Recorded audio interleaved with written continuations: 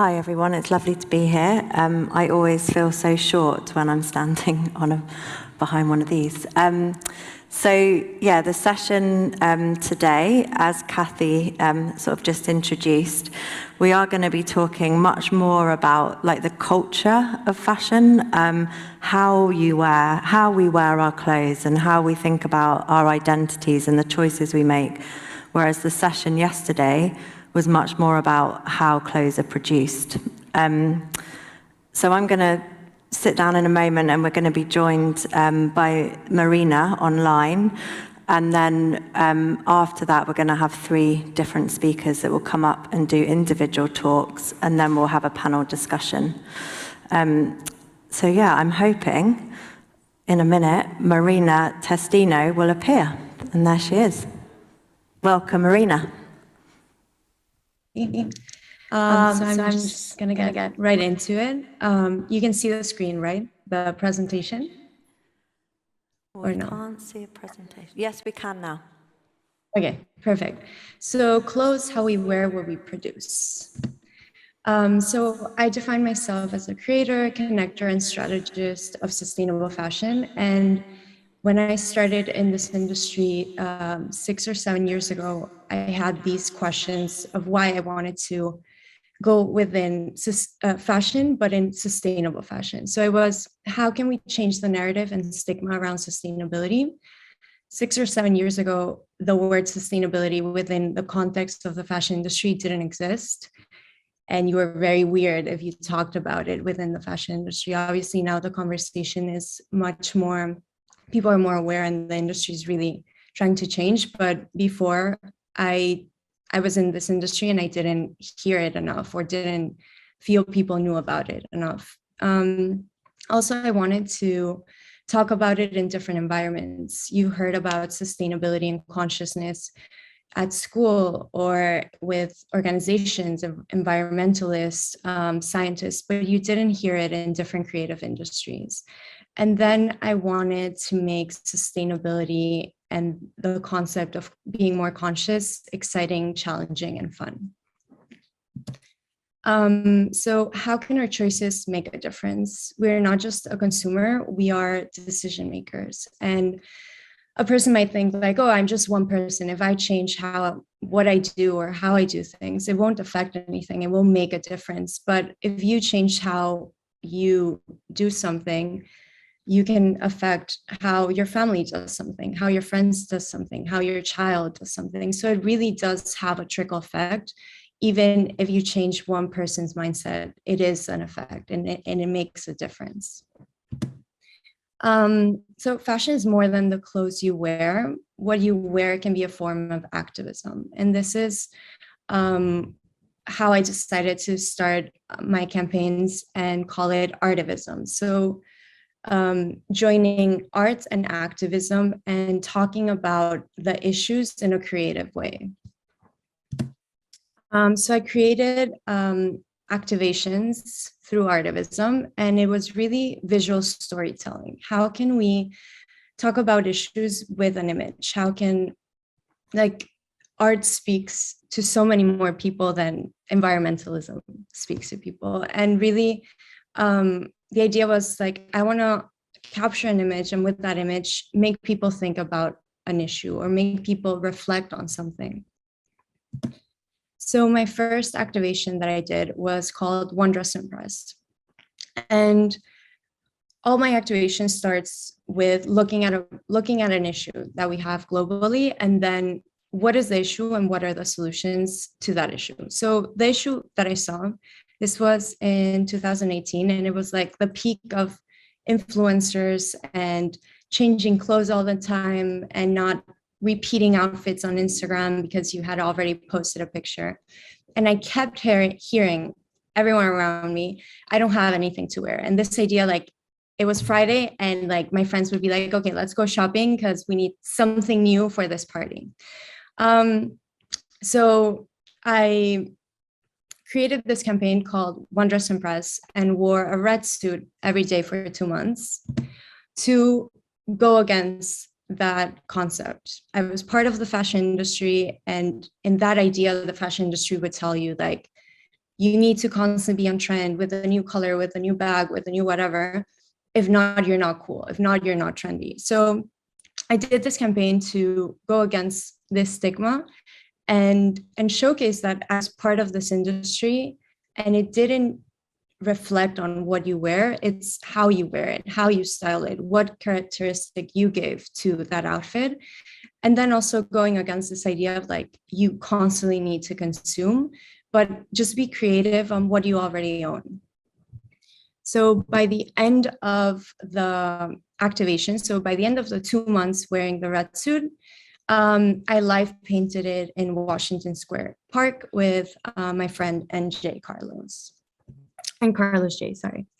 And I did like, I on Instagram posted on Instagram that I was gonna live paint the suit. And the concept was, this was a suit I wore for 2 months. I could not see it again. I didn't want to wear it again, but I gave it a new life. It was painted and it was a brand new item. So another activation I did was called Yellow Like a Lemon. Also, all the activations I do, I want to showcase color because sustainability is normally thought about neutral colors, white, black, brown, not stylish, not fashionable. So all of my campaigns really bring the completely opposite of what you think with what sustainability means within the fashion industry. So Yellow Like a Lemon, the problem was, so this was the campaign after One Dress Impress. And like a lot of people told me like, okay, like I want to be more conscious, like I really want to try, but it's very expensive. And obviously I can't be repeating my same outfit to work every day, like they will fire me. So I did this campaign and created 4 S's: simplify, secondhand, sustainably sourced, and shared. And with these 4 S's, your closet can be more conscious without having to be expensive. So this campaign I launched during Paris Fashion Week. And then it also went for 2 months. And it was different outfits from second-hand, from borrowed pieces from friends, sustainable brands.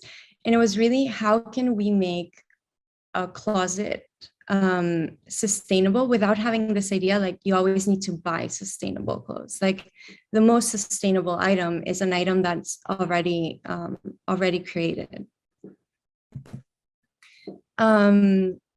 So this is another example of an activation, and the activation was called We See Through, and it was to raise awareness around microplastics in the ocean. I had already done this activation before, and then this year I relaunched it with Greenpeace to really bring awareness about the issue, which the issue of plastic is, we hear it all the time, we get numb about hearing it. So how can we talk about this issue in a different voice, in a different light, with not different facts, but different form of getting this information.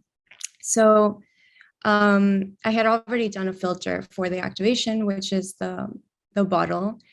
And with Greenpeace, we did this collaboration and created these images and also did a video. And the idea was really it's an image that talks by itself. Like, we are drowning in plastic. The problem of plastic pollution is overwhelming and it's everywhere. It's got into all the corners of the world. And if we don't stop, if we don't act, if we don't like wake up to the issue and start acting on it, it's not going to go away. So we did these pictures and I did a takeover on the Greenpeace Instagram. And I wanted, instead of like throwing the facts, I wanted to make the facts more tangible, more fun. And I did a series of quizzes on, let's see how much you know about microplastics. So it's a more interactive way of getting this information. It's information that we get all the time by the news, by organizations, by this, but how can we get this information in a more engaging way and really captivating your attention to actually like, you know what, I'm gonna guess how much plastic is in this, or how, you know. So it was really, how can we talk about these issues in a different environment with different wording, in a more, at the end of the day, the young people are the most aware of it, and we need to engage them in these topics. So we can't just throw them a paper to read a whole like scientific form on like what's happening and what the issue is, but we need to break down the information and make it more engaging. So how we wear what we produce, there's many issues within the fashion industry, and we tend to criticize, we tend to be a cancel culture, and we tend to criticize brands that are not doing enough or that say they're doing something. And at the end of the day, what we need to concentrate is really on what can we do? How can we, instead of criticizing them, how can we tell them, don't do this, do this? How can we find solutions? How can we uplift brands to do better instead of criticizing them about what they're doing? And most of the criticizing society is doing, they're not even letting these brands get to their goals. So if a brand opens up about, I'm going to do this by this time, and everyone just shits on them, all these other brands that look up to this brand won't want to open up to what they're doing, won't want to go forward with what things they're doing, they're working on, because they're scared of being criticized. So what we're doing is actually slowing down the process of improving instead of really elevating brands that are doing good and just showing other brands what should be done. Thank you. I guess that's 10 minutes, I hope.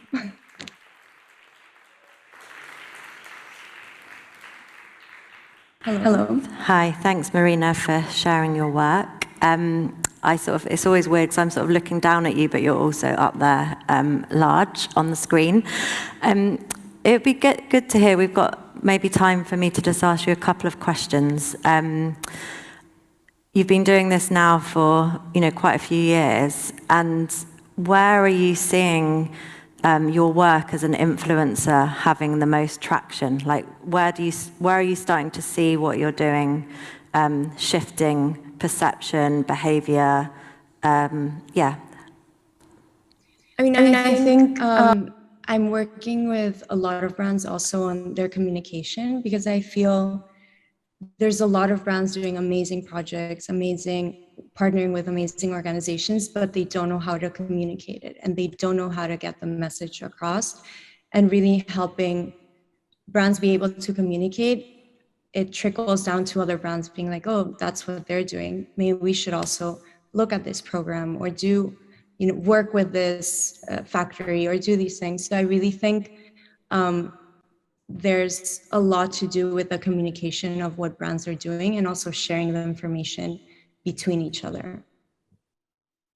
Great. And are there particular kind of audiences within who you're trying to influence that it's really landing with? You mentioned like young people, or where can you see this change coming from? Sorry, I didn't understand the question. So where can I see the change of, young people more than ever are the ones really fighting for this planet, and the ones really involved in the protests and all these organizations and everything. And I really think it's the question of changing. We've always talked about these topics in such a serious way and in such a text format, and it's really about changing the messaging and breaking down the information, because not everyone's gonna take a report and read it. But if you break down the information, if you make it more tangible for every age to understand the issue, and most importantly, to understand the solution. What can I do to not be part of this problem? Because we really do focus on the issue, but we rarely talk about what the solution is, and what the solution is that individual people can do and can be part of. Yeah, and I love that you really emphasize the importance of propositioning the solution rather than just critiquing. I think that's always really powerful. One last question.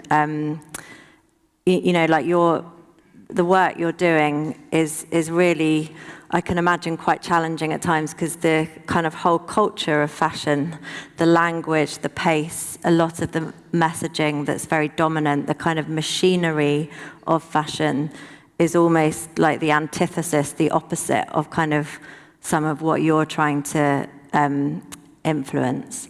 And I wondered, what do you need? What supports what you do? Are you working with others? Are there a group of influencers that you're in relationship with?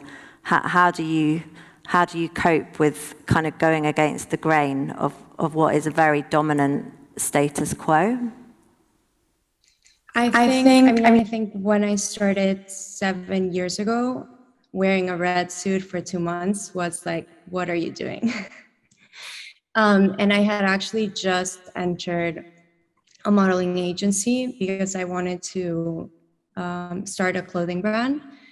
So I entered the modeling agency to get the money to start the clothing brand. And after the campaign, they're like, you know what, I don't think this is working out. So I stopped. So they dropped me as a model. And I did think it was obviously a risky thing at that point, because it wasn't something really widely talked about, or a concept that people were like, oh yeah, sustainability, fashion sustainability. But I do think, I really fought for the cause and really thought it was something that the industry could adapt and could really, it's a beautiful industry, it's a creative industry. And if it just was more conscious and talked about the issues within the industry and changed them, could really make a difference. So I actually partner a lot with organizations, with different brands. But I do think organizations also are very helpful, because I'm not a scientist, I don't know the data, and being able to partner with organizations to tell me the facts, and then being able to break down the facts and being able to share the facts with other people is very important. Great, thank you. I think we're going to say goodbye to you now, but just, thanks again for joining us. Thank you. Thank you.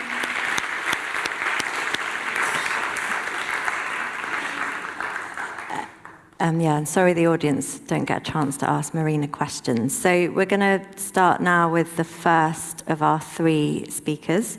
And the first person is Aldo, who runs or co-runs the Marina group. And he will share a bit more about what he does. Hello, everyone. Nice to meet you. Nice to see you. So let me start the presentation. My name is Aldo Sollazzo, and I'm the CEO of the Numena Group.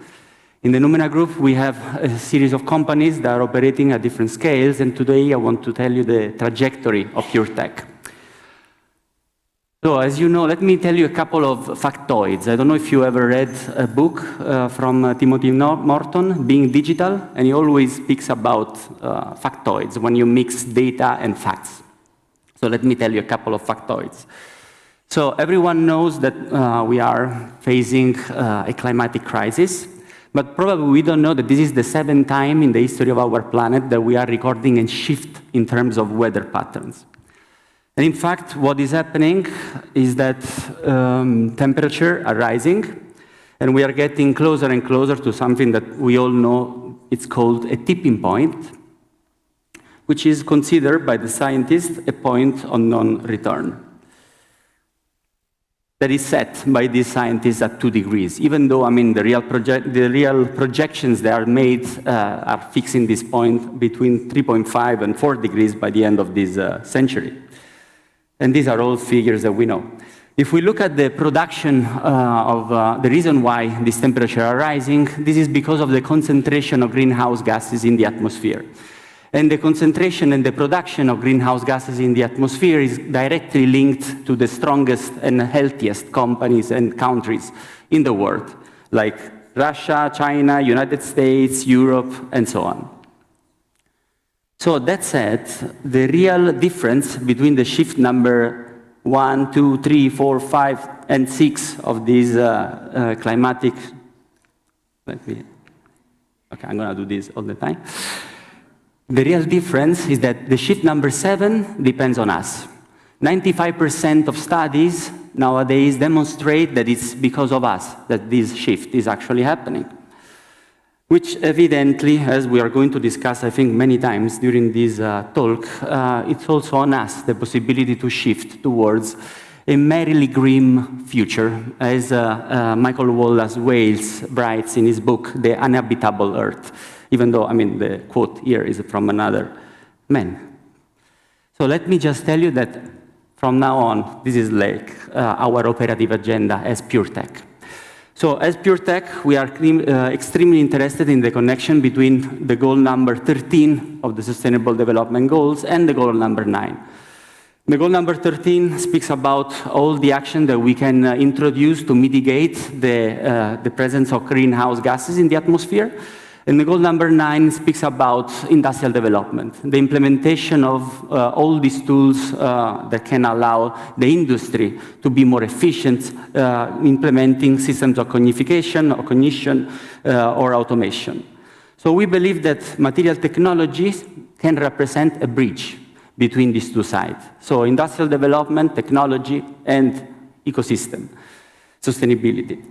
And in fact, in Wearpure.tech, we believe that we can program matter at the industrial scale in order to trigger a novel sense of ecology in our society. So let me now show you this video. I will speak on top of the slides. I go perfectly on tune. So let me tell you that this material, Wearpure.tech, can be applied to any kind of surface, to asphalt, cement, plastic, textile, literally anything. It's a material that evidently is introduced in the framework of the climate change. So it's a material that also wants to represent not a solution, but a contribution to mitigate the impact of greenhouse gases in our environment. But what is it?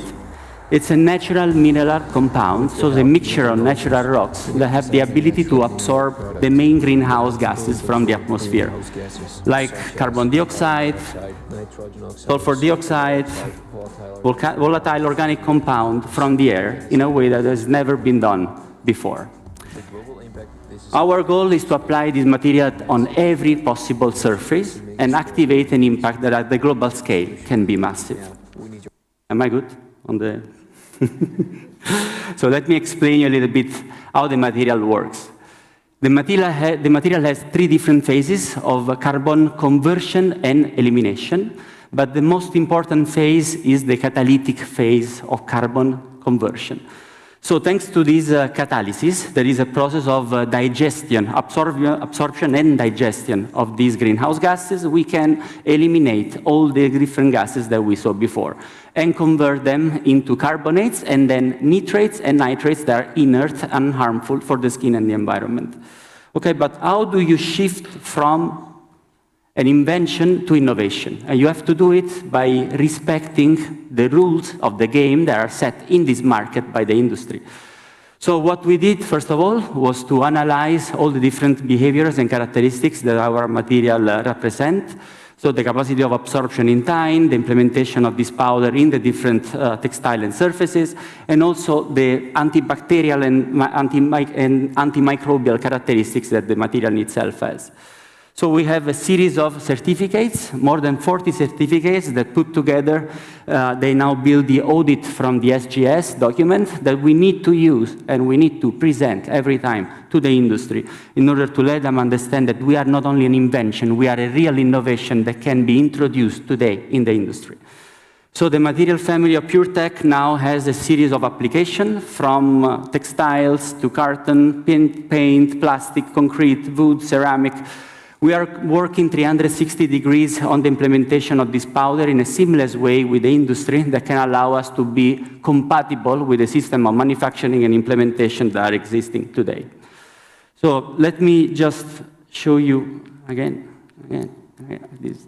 Okay, the textile application. So in this case, we've been working with one of the major global retailers in the world for more than 7 months in the optimization of the supply chain, supply and manufacturing chain of our material technology.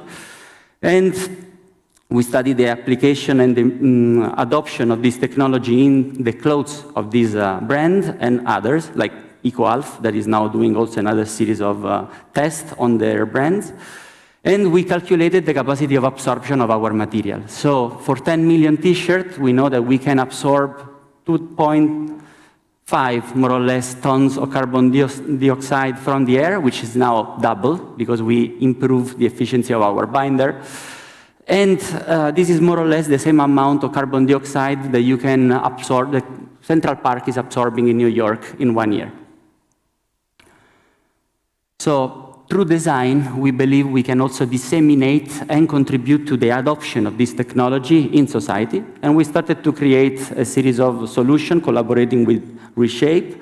Be Pure is our claim for the company, and these are all the series of garment, clothes, sleeves that we've been doing, evidently playing with digital tools and testing the adoption of this technology with different factories around the world. This was the garment that we did for the Rome Fashion Night, where we won also an award, and then collaboration with local designers for footwear, like Maria Castagnon.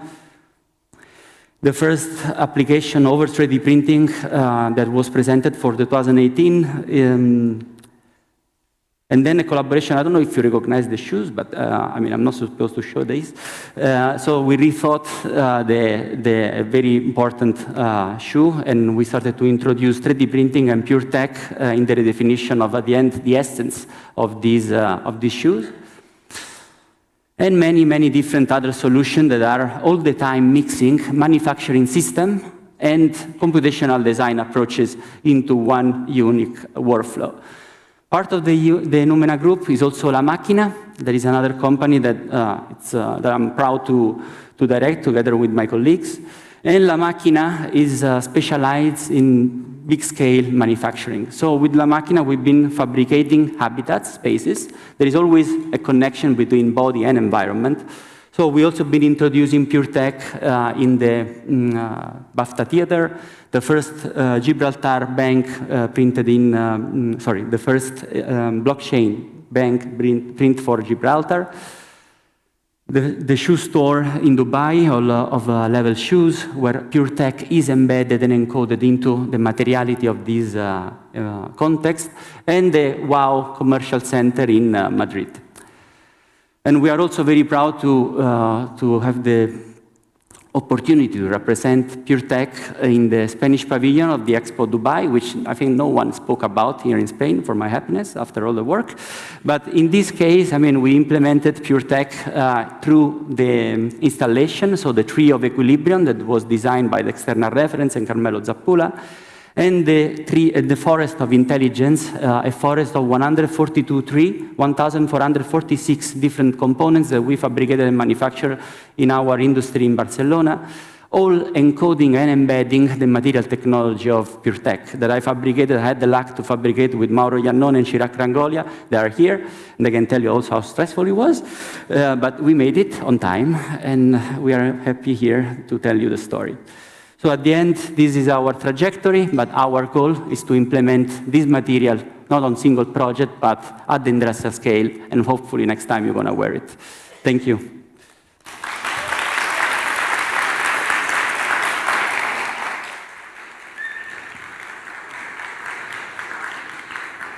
Thank you, Aldo, and you'll have a chance to ask him some questions in a bit. Our next speaker is Dörte from the Lissome. I've probably pronounced that wrongly, so do correct us. Okay.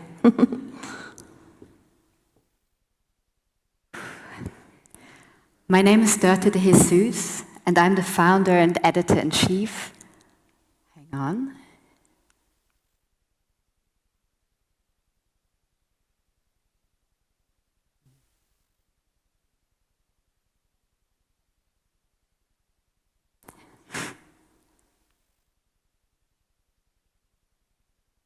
Sorry.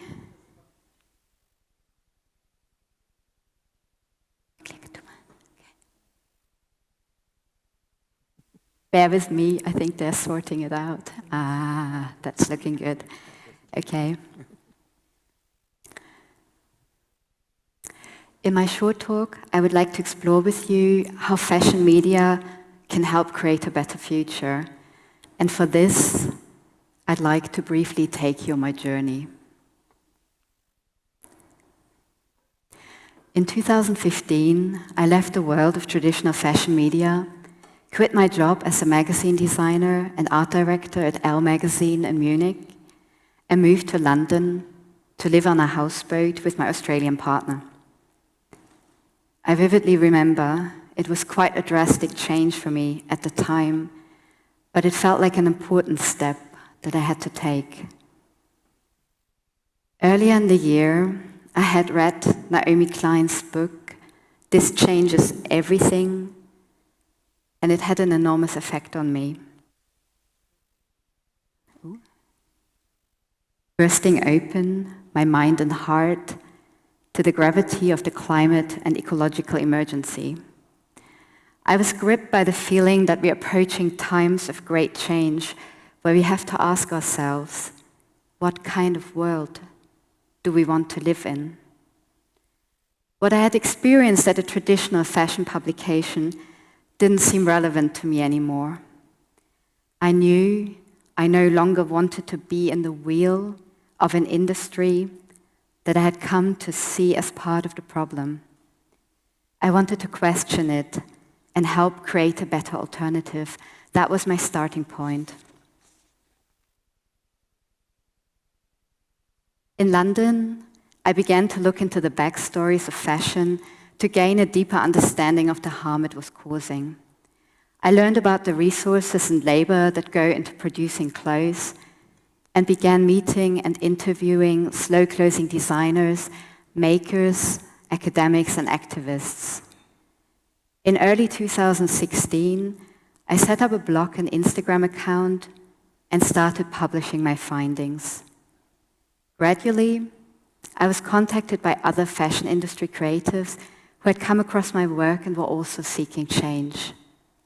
Our creative collective began to grow, and a few years later, in 2019, we managed to raise enough money through crowdfunding to launch our first annual print magazine. This year, our third edition was published in May.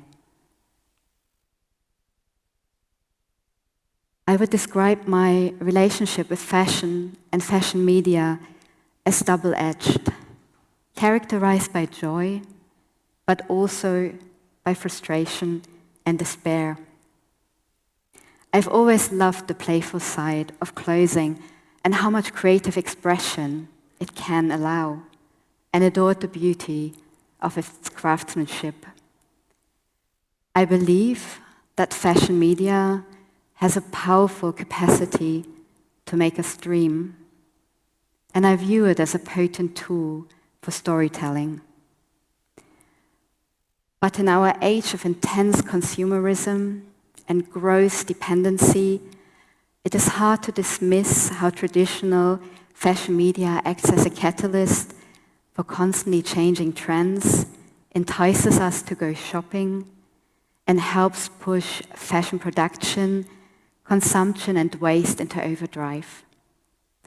It creates a strange bubble, a glamorous but somewhat thoughtless fantasy world where we're not made to think about where our clothes come from or how to relate to them meaningfully. A world of aspiration where our subconscious minds are primed to look for newness, status, and the next exciting garment fling. It preys on our insecurities and keeps the machinery of fast fashion rolling.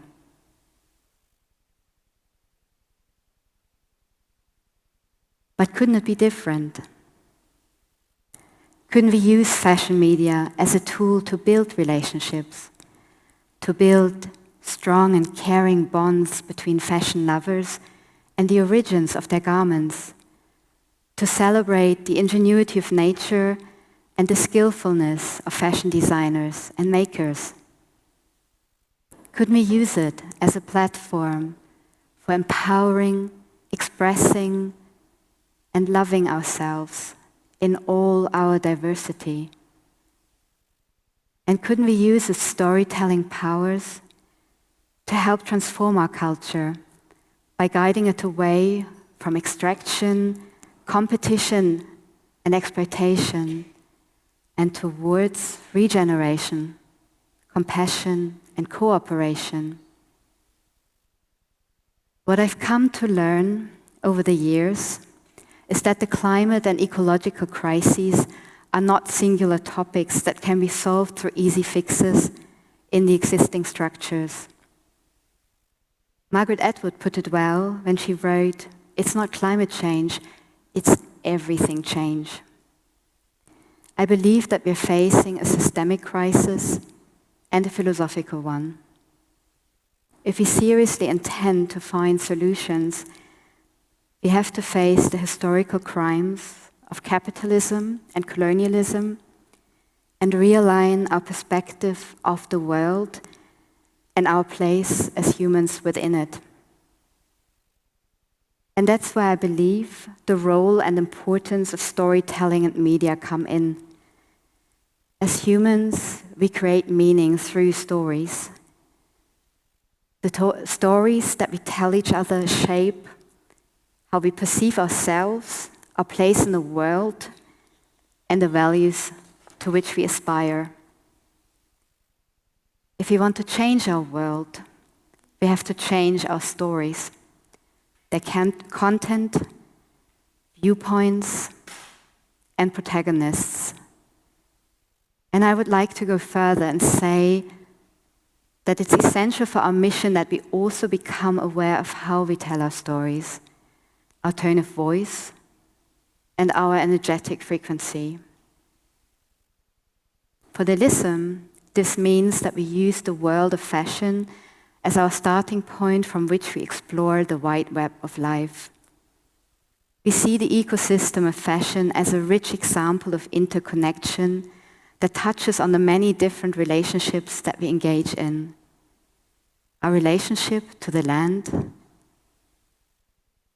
with plants and animals, with our fellow human beings, and the world of material things.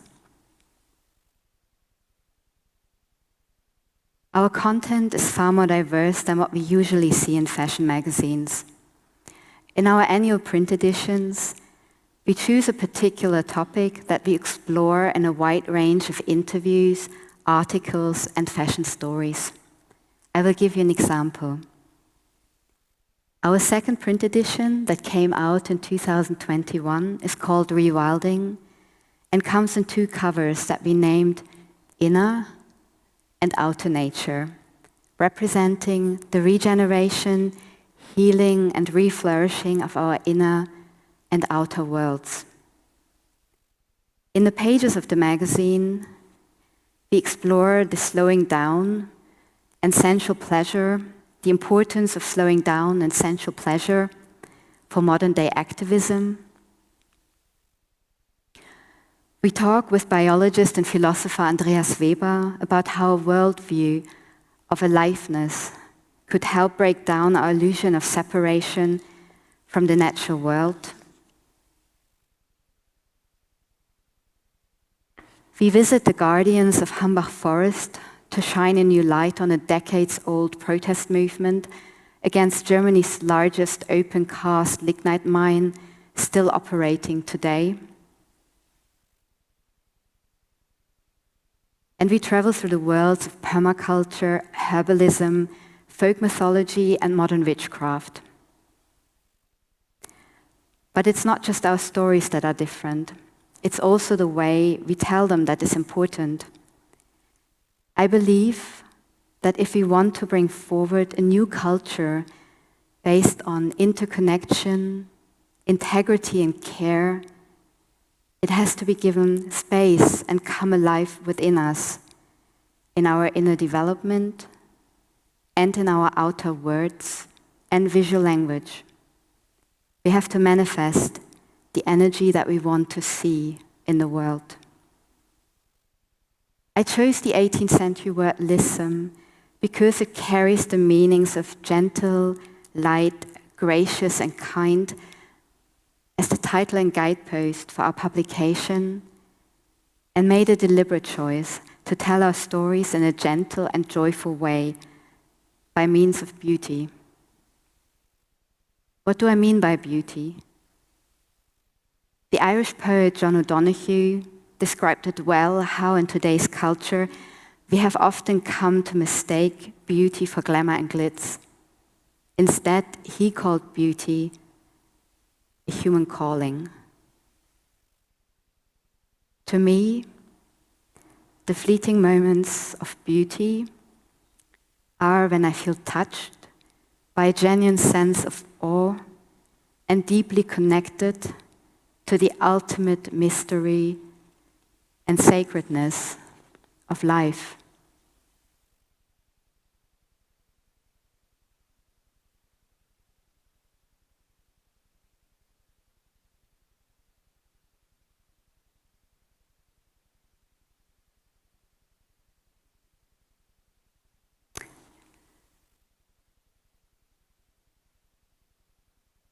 It was supposed to be a last slide, but I think we have to leave it like that.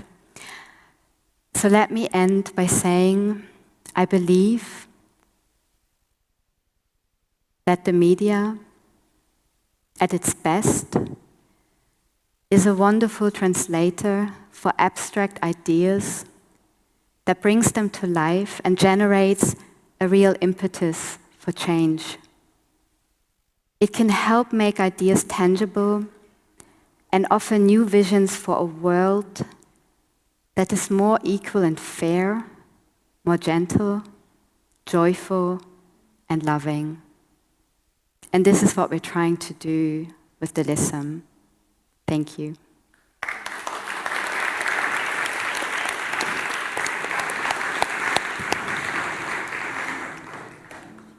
Thank you for that, and for the tone that you brought to the space. It's beautiful. So our last speaker is Samata, who is from Red Carpet Green Dress. And I think Samata's, rather than giving a presentation, I think you're going to respond to the other panelists. Hello. Hi.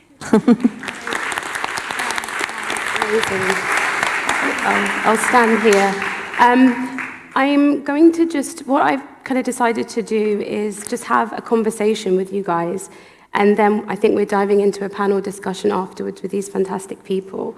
And I wanted to just talk to you kind of on a level about my journey from beginning as a British-born Ghanaian who is a self-taught designer to being the CEO of RCGD Global. And I wanted to share some of the lessons that I've learned along the way from the people that we've worked with, from talent and artisans to students and young people, to just personalize this conversation that we keep having about the clothes that we wear. So, and then I think we'll dive into this really great conversation. So, just as a quick introduction of myself, my name's Samata, and I am the CEO of an organization called RCGD Global, formerly known as Red Carpet Green Dress. And I was born in Cambridge, the middle of two sisters. And one of my distinct memories about the clothes we wear was that my dad used to introduce the three of us. And I have this absolutely Amazonian, gorgeous big sister, Habiba, and I have this absolutely gorgeous younger sister, Marina. And he would always introduce us, and he meant nothing by it, but he would always say, this is Habiba, she's the beautiful one. This is Samata, she's the clever one. And this is Marina, she's the helpful and resourceful one. And I would always kind of, in my mind, I got into this space of how do I distinguish myself from these kind of identities that are being put on me? And there was no harm intended, as I said.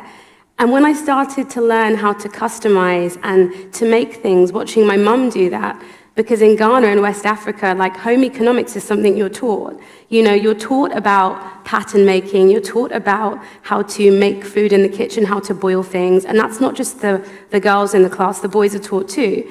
And as I grew up and had a conscious memory of my mum taking me to John Lewis, taking me to the haberdashery, letting me choose a pattern, taking me home and watching her make it, and that's not because that was her job, but it was something she knew how to do and she wanted to be resourceful, I realized that for me and for so many other people, the clothing we wear can be a way to not only express who we are, but to kind of identify ourselves out of a group or to redefine how people choose to identify us. And so as I grew up, under the knowledge that as a British-born Ghanaian, and I don't know if anyone in this room has any kind of connection to West Africa, but if you do, some of your friends might tell you that you will have a choice of about 3 or 4 degrees, especially if you're the firstborn. Luckily, I was the second. And the choice you have is normally law, economics, medicine, and accounting, especially if your parents have come over in your second generation, because education is this thing. So I actually had to study economics, finance, and management, but I immersed myself in the fashion industry in London. And as I did, and I saw boutiques and luxury stores kind of popping up all around me, I realized that not only was London like a cultural center of the fashion industry, but I recognized the different tribes that moved around London by their tribal wear, their clothing. So for me, the journey into red carpet green dress was really natural. I wanted to be part of the fashion industry. I felt like I couldn't really get in. And every time I would go to kind of fashion events, I'd always feel like I was an outsider or didn't really fit into the kind of homogenous view of who was considered in. So when I came across red carpet green dress, I discovered a space in the fashion industry where there are genuinely people who are trying to make clothes, but they're trying to make clothes that are A, better for people and also better for the planet. And they truly, truly believe this. And that was my first lesson, that when it comes to the clothing that we wear and the way that we identify ourselves, it's so much more of a meaningful and kind of almost spiritual, social, psychological relationship than just an aesthetic one. And I want everybody to know that. One of the things I learned from my mum when we were growing up is she wished that everybody could have the knowledge of just making one item of clothing. The way that we all know how to hopefully throw together a salad or throw together some kind of form of an evening meal, the idea that all of us could learn how to make a t-shirt, sew a skirt, because it's so much more than that. It's understanding that at the very early stages of our value cycle, there are people who sit behind sewing machines, who cut fabric, who often prick their fingers, and they whiz through and churn out these incredible pieces that give us an identity, that give us a sense of dignity, so we don't have to walk around naked. When red carpet green dress kind of kicked off in 2009 for me, I was pulled into this world of Avatar. So Avatar was the film that thrust me into sustainable fashion. Susie and James Cameron are going to the Oscars. They want to wear something that puts a spotlight on the fashion industry and how clothes are being made. And they want people, when they ask them the question, what are you wearing on the red carpet? They want to be able to take that question, which can often be deemed as quite a frivolous question. What are you wearing? I'm wearing Dior. I'm wearing Armani. Next question. And they wanted to open it up and have a wider conversation about the materials that go into the clothes we wear, how they biodegrade, how they interact with us, the dyes we use to color the clothes we wear, how that impacts our biosphere, our body, the textiles, the dyeing that floods through to the textile waters and how that impacts local communities. They wanted to have all of these conversations on one of the most glamorous red carpets in the world. And we wanted to force a conversation about the many different ways we can express sustainability on that same red carpet. So I rock up in 2010, having won the competition with my dress that I've made, which was at the time an organic GOT certified silk that I had dyed with cranberries in my bathroom and stained the bathtub, much to my mum's annoyance, and my kind of very poorly executed gown, if I'm being honest. I had 10 days to do it. And my conversation was about textiles. How can we insert purity? How can we insert transparency? How can we think about dyes that sit on our body and on our skin, which is essentially defined as being one of the largest organs we have, and how that interacts with us? And as I walked the carpet with Susie and Jim and I was answering these questions, what I was hearing back was this idea that, well, how does the clothing that we wear, like how does that affect the world? How does that affect our oceans? How does that affect the air around us? How does that affect local communities? And I realized in 2010 that there had been a real chasm of information, and not that people weren't interested, but they just hadn't necessarily been presented with it, and it hadn't been presented in a way that was engaging. I can honestly say that when I started that walk, when we tried to engage talent to kind of join our movement, their perception of sustainability was that they were going to look, and I've heard this, They were going to look frumpy, they were going to look dowdy, they weren't going to look sexy, it was going to be very uncool. And so one of the things we battled from the very beginning is this idea that sustainable fashion as a kind of movement or as a group or as an entity is still a group or an entity or a part of the industry that's creating fashion that's wearable. And we have to kind of challenge that dynamic that sustainability cannot go hand in hand with beautiful design first. In fact, most of us, when we pick an item of clothing, are probably choosing it because of how it looks.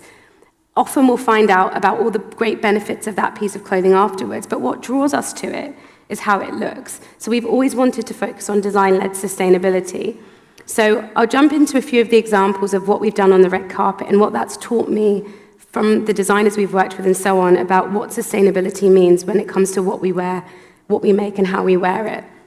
One of my most eye-opening experiences with this campaign was in 2013 when we worked with Dame Vivienne Westwood, who is a complete rock star and legend, and a young designer called Michael Badger from Ghana.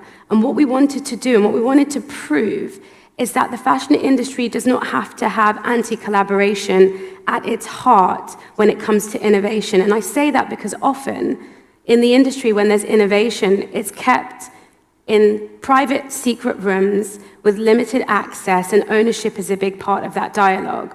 What we wanted to do is bring together an established designer and an emerging designer to collaborate on a single piece together. And you never have that. You never have designers picking up younger designers and saying, let's co-brand something. And that gown was made with organic, GOTS certified silk. It was dyed with goldenrod and chamomile, which are two plants.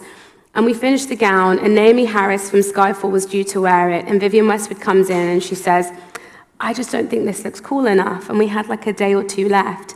And in the studio at the time, there was a box of Ferrero Rocher, and I don't know if anyone knows what that looks like, but it's these amazing gold wrappers. And she went over and she picked up one of the wrappers and she crumpled it up and she put it into the bodice of the dress. And she was like, that's what's missing. And what I learned from that is this idea that everything around us, like what we considered waste in that moment, was just for her the basis of another piece. And when we go into this conversation with sustainability, especially with this focus on circularity and this idea that waste is only waste if you waste it, we always try and involve that in the conversation. How are things that we look at as being ready for the bin, in fact, the basis of what takes something from being kind of beautiful to being extraordinary? And that's what, to me, sustainability is all about. It's about reimagining gaps. It's about reimagining shortcomings. It's about reimagining something that we're done with and allowing it to become something bigger, something more beautiful, something more exceptional, and involving people in the process. The reason that Michael Badger, just one second, the reason that Michael Badger in this collaboration was so important to me was because here is an emerging designer from the continent of Ghana who's bringing his own concept of sustainability to the table. And him working with Vivienne Westwood together on this piece, for him was an education, but it was an education for her as well. And yesterday I talked about this idea of cultural sustainability and this exchange of narratives and dialogues. But what they did together in the studio was, to me, the perfect example of that, where she's learning from him that in Ghana we have Adinkra symbols. And these are symbols that are stamped into clothing, into bags, onto the ground. And they are sayings that teach you about deferring to the earth, deferring to each other, respecting each other. So she's starting to recognize that as Vivienne Westwood, the originator of the buy less, choose well, make it last saying, there are sayings that have been said in parts of the globe that she hasn't even been aware of. And it's coming from this young 19-year-old. And I think for me, when it comes to sustainability and what we wear, how we produce, and so on and so forth, the biggest learning I always want to have is that those learnings and that education comes from everyone. And I never want us to limit ourselves from believing that we can learn from an 18-year-old student, believing that we can learn from someone whose first language is not English, believing that we can learn from someone who it might be challenging to connect with. Because truly, if I look back on all of our gowns over the years, that one stands out the most, and I think it's because the learning came from so many different directions. So I'm grateful for the time that you've given me to just talk through some of the things that I've experienced, and I'm looking forward to joining this panel and discussing further. Thank you.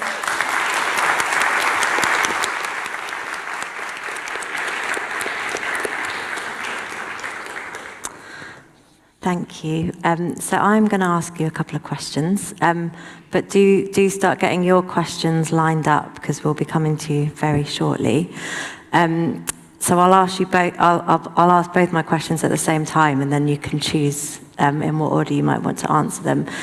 It struck me hearing each of your talks that in some ways, like, none of this is fashion, it is culture, and some of the journeys that you're on and the things you're trying to do are happening in parallel in other industries, in other sectors. You know, lots of people trying to do stuff around care and commoning and collective intelligence and different types of knowledges. And I just wondered, who else are you working with, maybe? Like, where do you see the opportunity for partnerships and kind of shared narratives that are not within fashion? So that'd be one question. And then the other, you know, what are you really, what are the things you think do really need to shift for what you're doing to take hold more? Like, where are the biggest barriers really to what you're doing? So those would be my two questions, and I don't know if you... Okay. So I think for me, and that's such a good question, so I'm trying to get my head around it. In terms of who we're working with, that's almost non-traditional, if that makes sense. What I'm enjoying a great deal right now is, first of all, working with some of the kind of academic institutions that we're working with. So, for example, we're doing incredible work with Cambridge University and then their Centre for Sustainable Leadership. And what's fascinating about that is you kind of have science. Science, to me, is one of the realms of design that has always been tangibly connected to the fashion industry, but now we're having, like, marine scientists and marine biologists. I met one just yesterday approaching and saying, I have a wealth of information about how we're polluting the oceans or how textiles are impacting the oceans. How can I bring my scientific knowledge to what you're doing and come, you know, as a scientist and meet with art and design to kind of help you engineer solutions? So for me, that's a really important bridge of just understanding the way that the world works. Another one that I feel quite passionately about is the legal system, or with lawyers and intellectual property organizations. I feel really strongly about that because, especially on the subject of culture, when you actually look at that, what's happening a lot of the time is these cultural markers are not being protected. And you see it time and time again. So you see organizations looking for not just credit and consent, but compensation. So the idea that we can work with legal entities to protect culture is really, really important, because culture is not only a source of reputation and legacy, but for some communities, it's also a source of wealth. And you have knowledge that's being extracted and then commercialized without the rights of people. And I think that's really problematic. So that bridge between fashion, design, and legislation is, I think, so important, because that's how you hold people accountable as well. And that's how you protect people who aren't always in the rooms where the rights are just being sold off. So those are the first two that come to mind. And I'm going to come to you both in a sec, but that is interesting you brought up legal, because it was one of the things I was thinking listening to you, which has come up in a few of the other panels here, and is it part of a lot of, you know, people are giving this is not new in other parts of the globe, but in the kind of West or the global North, people are now legislating for rivers to have rights and like nature to have rights. And I was thinking about, what does that mean for, like, where are the yarns and the threads and everything that's baked into the making of garments, and where those rights, like, travel back to. That's such a good point, because I think, just quickly, I think that's where transparency and provenance play such a big role, because knowing exactly where you're extracting from and that entire journey is how you can, like, insert that accountability. If you don't know where it comes from, it's hard to protect it. So it's almost all connected still. Yeah. I mean, maybe. just, I don't know, go. No, sorry. I was just thinking maybe I come in here because it kind of builds on what you were saying. I think one of the organizations that really have given me hope in the fashion space is the Fiber Shed movement. And they started in Northern California over 10 years ago.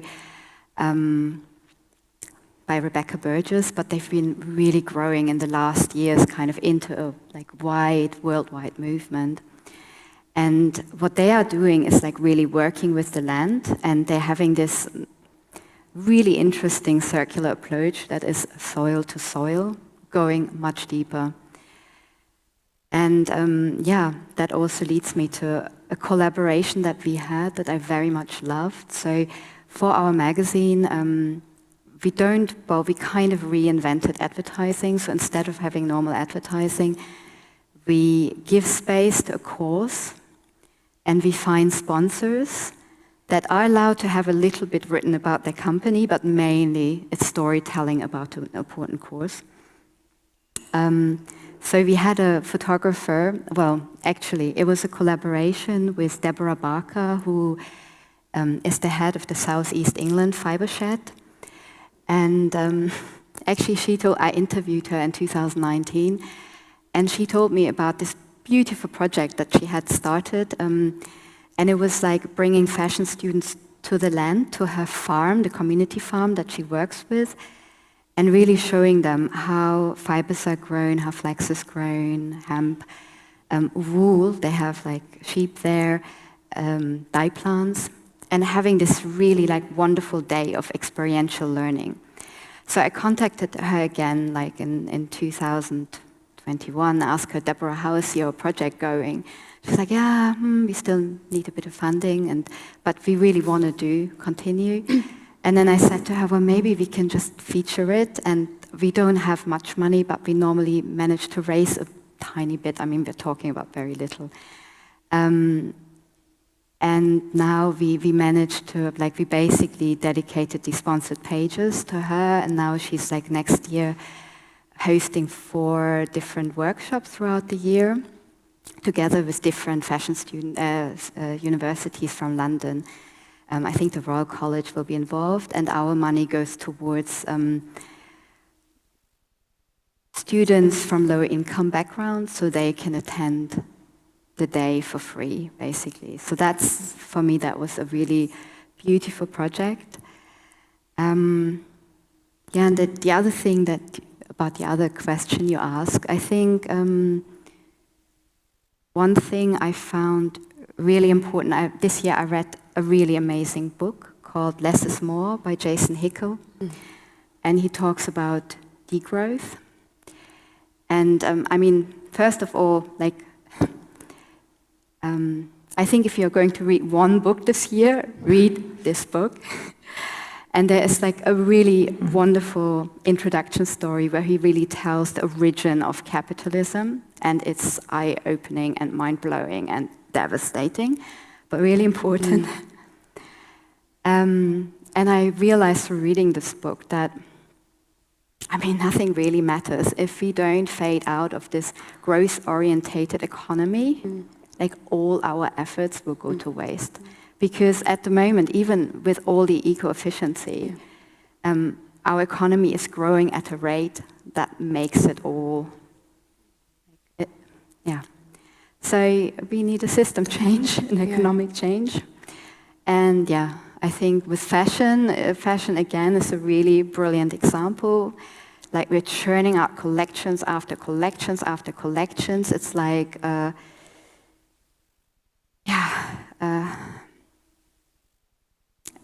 clothes produced to go into the bin, basically. And we can't continue like that, because fashion is a form of art. And it's so beautiful and so important if done well. Yeah. Thank you. Yeah. Aldo.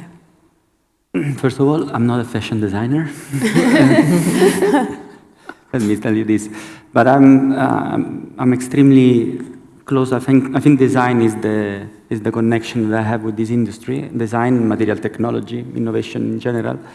But what I observed through the years, we started to get closer to this environment, creating an instrument that could allow us to gather all these bits and pieces were scattered all over. So how this contribution of knowledge could come together and at the end establish a different, unique, probably even stronger manifesto that could be converted into an industrial transformation. So 7 years ago, 8 years ago, I don't remember, we created this platform called Reshape, and we decided to use fashion, or let's say enter into the domain of fashion, trying to understand how different technologies could, at the end, come together to establish a different manifesto, an operational manifesto.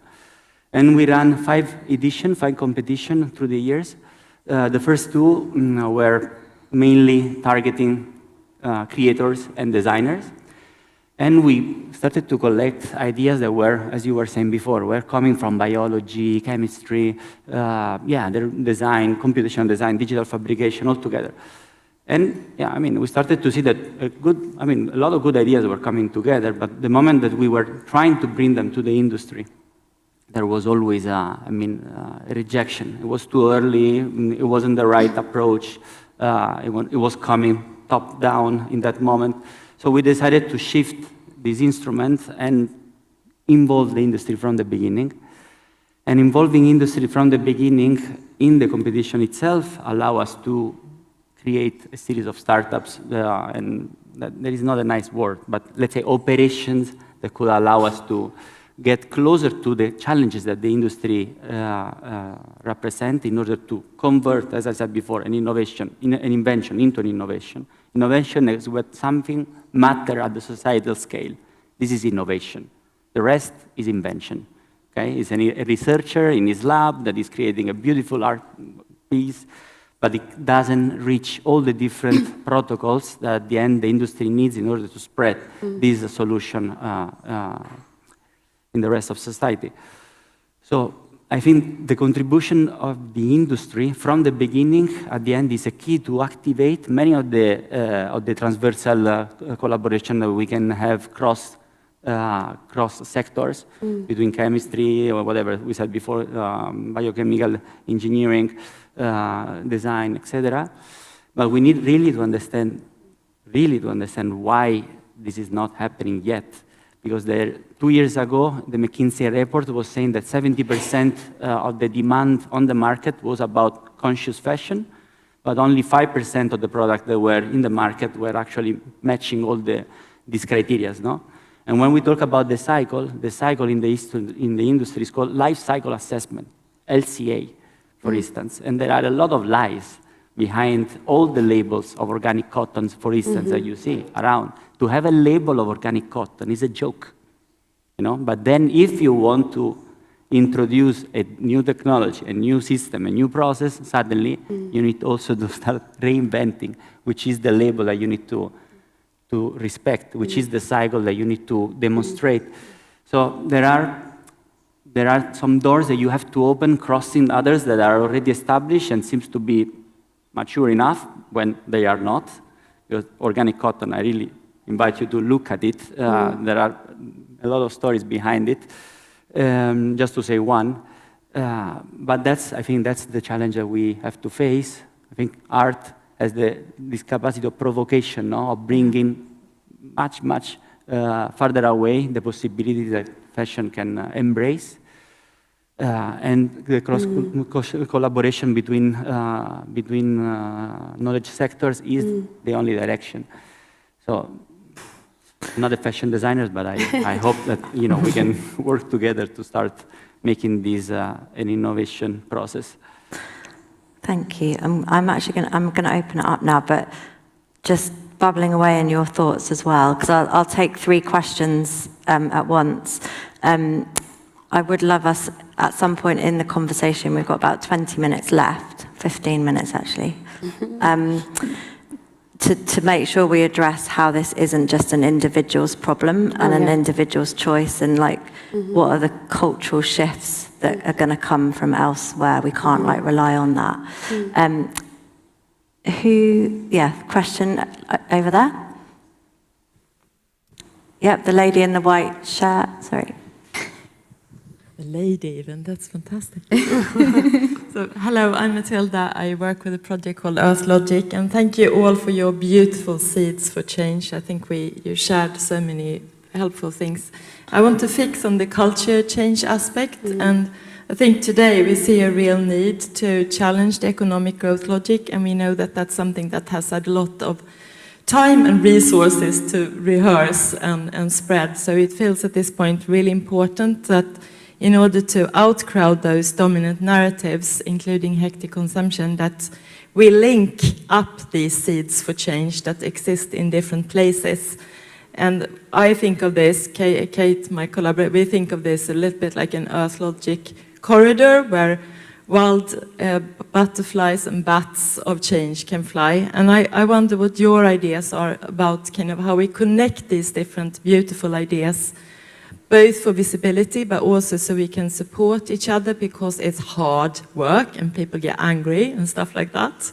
And say what your ideas are for like connecting all these great ideas across both generations and different places, and also they come from different sectors. So can you see points of connecting from where you are, where you proposed your seeds for change? Thank you. Great, I'm going to take 2 more questions, so have a think about who wants to answer that one. Okay. Yeah, there's another lady there. Hi, I'm Shreya Rangolia. I'm also an architect, by the way, not a fashion designer, but I happen to be having a lot of interest in textile. My question is almost similar. I just want to know what are your ideas to connect to the common people, because if I look around, there is sustainable fashion which costs a little more, so I would like to know about the costing purpose, how we can reduce it and reach more towards the common people. And I wanted to say that I'm really happy to hear you all, and I already see that you all together can fix the future, so brava. Yeah, just that. More similar question. Pressure. One more question. Yeah, someone right up the back there.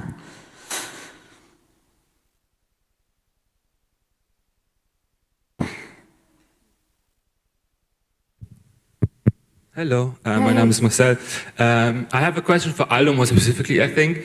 I really liked the presentation. I was wondering, because you were focusing quite on making new materials with your material, like combining with fabric and metal, for example, and stuff like this.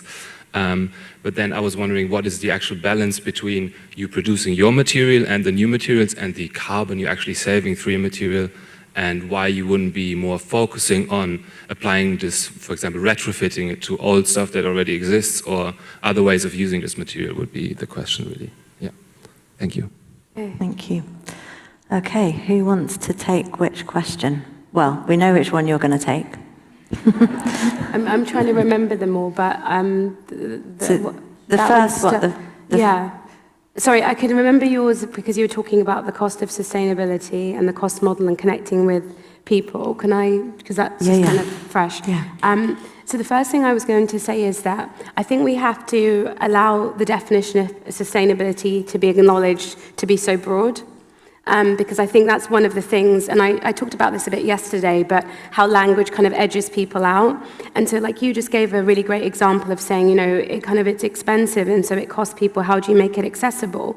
But if I were to say to you that, but do you recognize that, first of all, we all kind of always say the most sustainable outfit is the one you own. That's true, so that's kind of a cost that's spent once, but it includes so many different things. It includes your second-hand, it includes your customizing, it includes your hand-me-downs within a generation through a family, it includes your support of independent boutiques, it includes so many things. I mean, there's like 50 different categories I could give as an example, and I think one of the fallacies of sustainability is this focus on just the kind of the raised cost of a sector of it, which is true.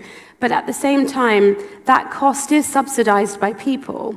And I think that's something that people aren't aware of. So even though it seems kind of dear, what you're paying, when you're paying £7 for a pair of jeans, like that isn't really £7 for a pair of jeans. That's literally somebody being paid pennies or nothing for you to be able to pay £7. So I think we have to have honest conversations about why things cost what they do and allow people to decide from there. If I go to the supermarket, I might be willing to pay a bit more for this because I know it's kind of maybe organic, locally grown. So these are conversations that need to be had and education that needs to take place. But also for people to recognize that there are so many other ways you can participate that aren't being defined to you. And I bet you already participate. I bet you already share within family. I bet you already do all these other things that include it. So that accessibility thing is what we try and do with our programs. So whether it's going into schools or going into families, we've started doing these great initiatives where we bring together families, we have schools and so on and places we work, where we bring together 3 generations of a family to sit around and discuss like their views, the challenges they face with accessing sustainability. And we found grandparents teaching grandchildren. We found teenagers having breakthrough moments with their parents, tackling things like self-esteem and how fast fashion is making them feel.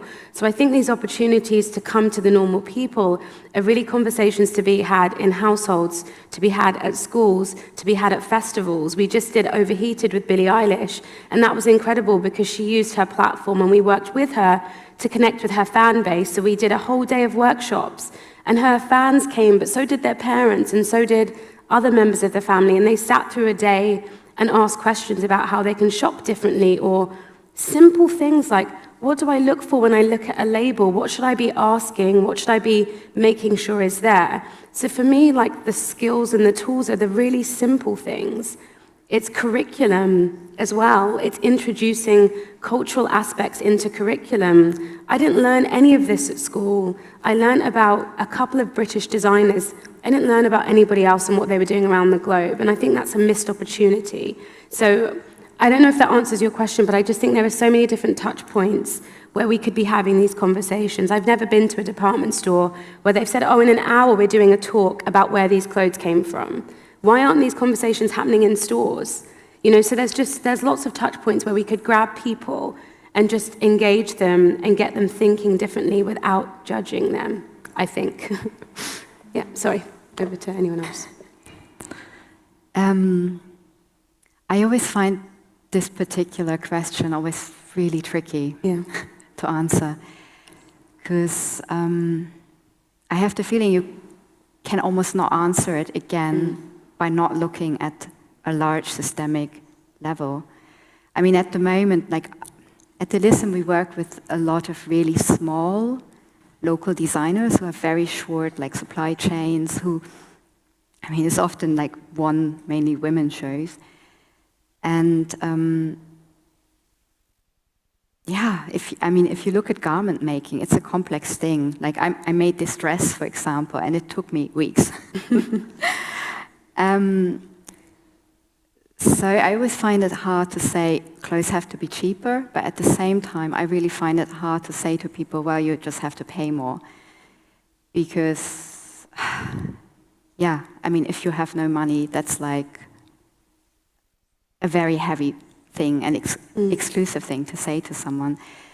But at the same time, when we look at the wider angle, like at the moment, big corporations are just being supported so much more. Like the system is basically rigged to their favor. Whereas it's maybe as an inspiration, there's a great organization called Local Futures, who's really working towards localizing economy again. And there's so many regulations that are working against the local and against the small scale. So a lot of costs are higher for the local and the small because of the economic system we are living in. So I think if, again, we change the system and the balance of the system, it would shift things. And as you already mentioned, like right now, we are allowing big corporations to basically exploit people in developing nations, and we are fine with it, basically wearing things that come from something that is almost slave labor, or like giving people a really not dignified life. So it's very, I very much struggle with it. But I think the way I found for myself personally is, really cherishing garments. Like I buy very little these days, like maybe 3-4 pieces a year. Or I make things now, because I really found that, I started working for a Finnish magazine that is all about sewing. It's for a very inclusive sewing community. And I got very tempted to try it out. And I found it really rewarding, because if you go through this process of making, you understand how complex and how difficult it is, but also it's like so rewarding. Like, I mean, there are probably many mistakes in my dress, but I'm really proud. So, yeah. Thank you. Do you want to take the No, third I'm not question? going to take the one. I'm joking. Okay. But actually, I want to reply to both. There was a story once about these two architects. It's actually apparently a true story. I mean, there was this architect, younger architect, showing to the older architect, his teacher, his maestro, the last building that he just made. And he was flying with the helicopter around and showing the building. Suddenly, he got this question. And the question was, how much does your building weigh? Which is the weight of this beautiful building? And he got struck by this question, no? And this young architect became the architect of lightweight structure, Norman Foster. And this is a question that I think is interesting. We shifted to the world of fashion, no? I mean, I don't want to strike you with another question, but how much... Yeah, we've only got 2 minutes left. T-shirt pollute, which is the carbon footprint of this T-shirt, of that T-shirt. Do you know that? You know how much does it pollute? Do you know the process they are behind it? You know why it's so soft? You know how much water is used in order to make it so soft? And this is a process of cognition as well that is extremely connected also to the cost that the T-shirt has. So this is the other question. And this is something that we also need to understand the value of what we are buying, the money that we are spending, and the potential marginal cost of the technology that we might, or the solution that we might introduce in order maybe to mitigate the impact of what we are wearing. So in that sense, with the Climate Neutral Group, which is an amazing, super good group of researchers that they produce labels and a series of studies over garments and textiles. They are specialized. We did an LCA for the carbon production, so for the production of our powder. So in order to produce our technology, the Wearpure.tech, we spend 1.35 tons of carbon dioxide we produce. But 1 ton of Wearpure.tech absorbs maximum, in the best level, 35 tons of carbon dioxide. It's a proportion of 1 to 35. And normally, when you talk about carbon absorption technology, you are a 1 to 1 or 1 to 1.5. So it's a big difference. And what we calculated with with the LCA, with the Climate Neutral Group, is that we can reduce up to 70% the carbon footprint of the most sustainable T-shirt in the world today. And this is calculated, so it's data, it's not factoids. And this is also why crossing the information, crossing the sector of knowledge and understanding, also how to prove the efficiency of your solution becomes important when you need mathematics, statistics, calculation, etc. So I hope I replied a little bit both questions. Thank you.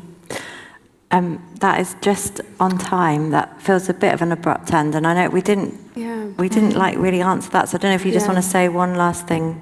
Yeah, I think I like this idea of changing. One of the things that I try and do whenever we go into spaces is like almost remove fashion and talk clothes, because I think the perception of so many people and almost a barrier to dialogue is this idea that fashion is for people who are fashionable, fashion is for people who follow trends, and so on and so forth. But when we talk about clothes wearers, when we go into homes and schools and campuses or festivals, and we talk about just wearing clothes, and we bring it down to this level of almost clothes and food, the conversations we have are completely different. So I think your question was about how do we bring all of these kind of different conversations together? And I think it's almost about de-escalating the privilege and inaccessibility and aloofness of this space. And it's about making it as accessible and demystified and clear and welcoming and as inclusive as possible.